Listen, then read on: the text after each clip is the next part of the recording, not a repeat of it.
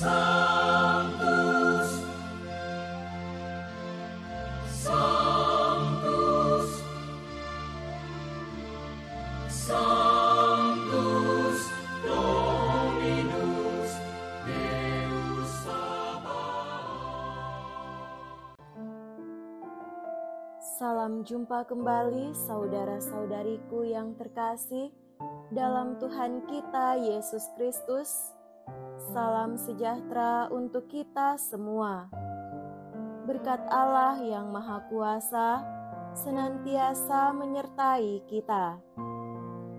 Marilah kita mendengarkan dan merenungkan bacaan-bacaan kitab suci hari Selasa tanggal 5 November tahun 2024. Dalam nama Bapa dan Putra dan Roh Kudus. Amin. Bacaan pertama dari surat Rasul Paulus kepada jemaat di Filipi, bab 2 ayat 5 sampai 11. Saudara-saudara, dalam hidup bersama, hendaklah kalian bersikap seperti Kristus Yesus. Walaupun dalam rupa Allah, Ia tidak menganggap kesetaraan dengan Allah itu sebagai milik yang harus dipertahankan. Sebaliknya, Ia telah mengosongkan diri dan mengambil rupa seorang hamba dan menjadi sama dengan manusia. Dan dalam keadaan sebagai manusia, Ia telah merendahkan dirinya dan taat sampai wafat, bahkan sampai wafat di kayu salib. Itulah sebabnya Allah sangat meninggikan Dia dan menganugerahinya nama di atas segala nama, supaya dalam nama Yesus bertekuk lututlah segala yang ada di langit, yang ada di atas, dan di bawah bumi, dan bagi kemuliaan Allah Bapa, semua lidah mengakui Yesus Kristus adalah Tuhan. Demikianlah sabda Tuhan. Syukur kepada Allah. Semoga Tuhan beserta kita sekarang dan selama-lamanya. Inilah Injil suci menurut Santo Lukas. Dimuliakanlah Tuhan. Injil Lukas bab 14 ayat 15 sampai 24. Pada waktu itu, Yesus diundang makan oleh seorang Farisi. Sementara perjamuan berlangsung, seorang dari tamu-tamu berkata kepada Yesus, "Berbahagialah orang yang akan dijamu dalam kerajaan Allah."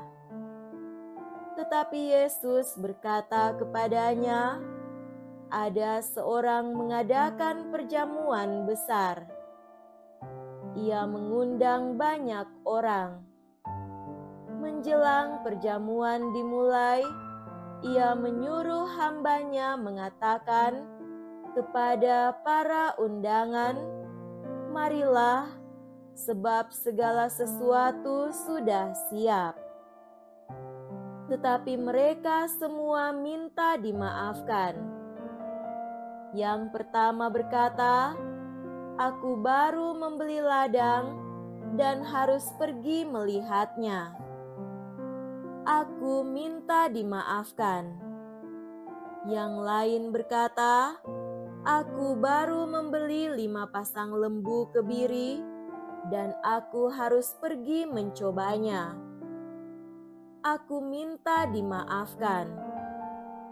Yang lain lagi berkata, 'Aku baru saja menikah dan karena itu aku tidak dapat datang. Maka kembalilah hamba itu dan menyampaikan semua itu kepada tuannya. Lalu murkalah tuan rumah itu dan berkata kepada hambanya, "Pergilah segera ke segala jalan dan lorong kota, dan bawalah kemari orang-orang miskin dan cacat, orang-orang buta dan lumpuh." Kemudian hamba itu melaporkan, "Tuan, apa yang Tuan perintahkan sudah dilaksanakan. Sekalipun demikian, masih ada tempat." Maka tuan itu berkata, "Pergilah ke semua jalan dan persimpangan, dan paksalah orang-orang yang ada di situ masuk, karena rumahku harus penuh. Sebab aku berkata kepadamu, tidak ada seorang pun dari para undangan itu akan menikmati jamuanku." Demikianlah sabda Tuhan. Terpujilah Kristus.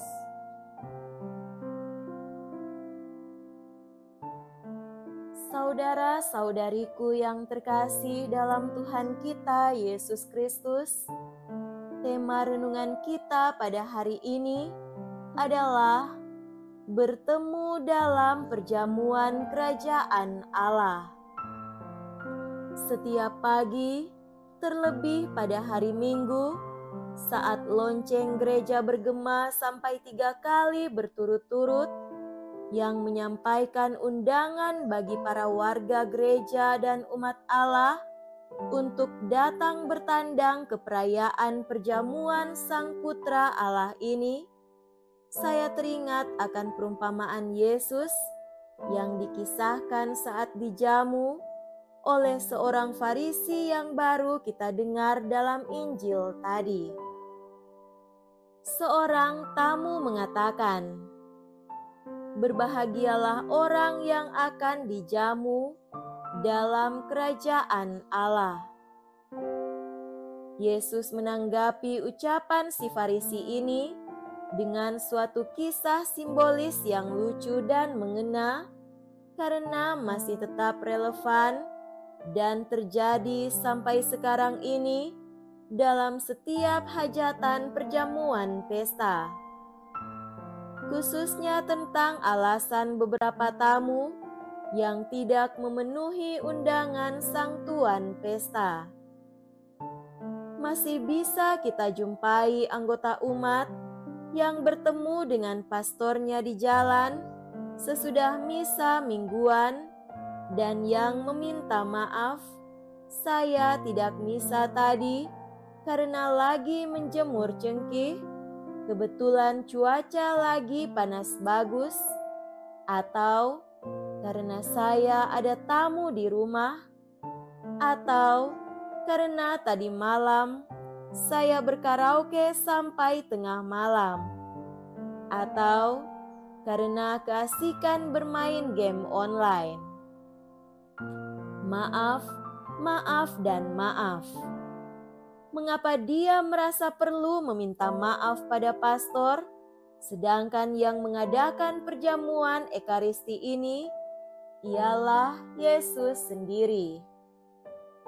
Saudara-saudariku terkasih, setiap kali Tuhan Yesus mengundang kita untuk bertamu kepadanya, khususnya untuk mengambil bagian dalam perjamuan Ekaristi, "Datanglah kepadaku semua yang letih lesu dan berbeban berat.